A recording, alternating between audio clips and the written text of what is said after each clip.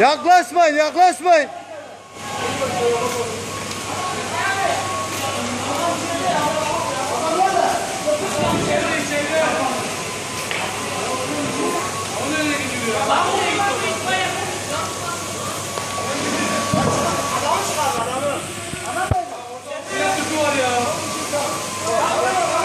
Adam ne işi var içeride? Adam yandı, içeri girdi ya.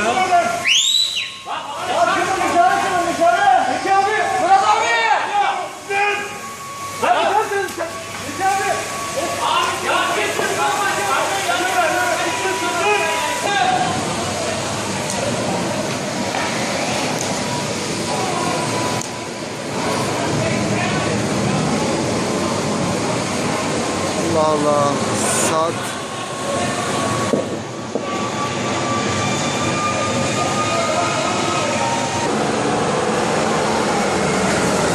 ağır ol.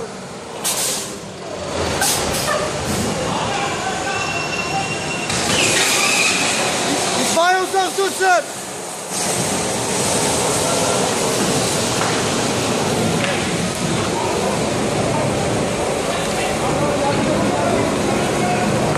Mustafa uzak dur. Depo kaynıyor ha.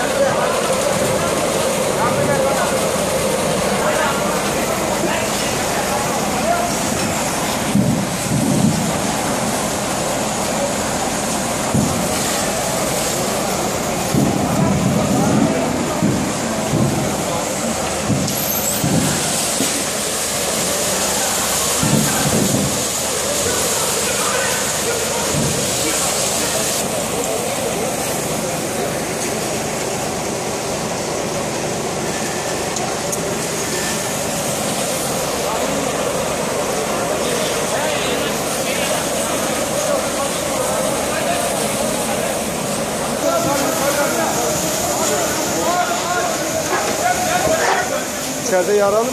Yaralı var ya, adam yandı, içeri kaçtı.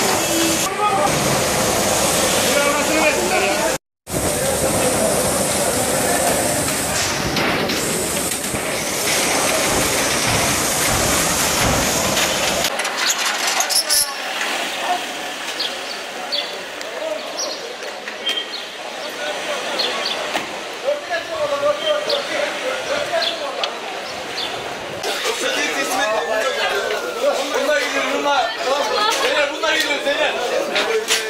Çok çekici olmak için. Müdahale. Tamam. Zehra müdahale.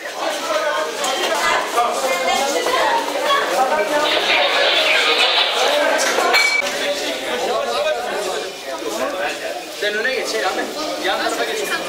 Ya kapat. Tamam.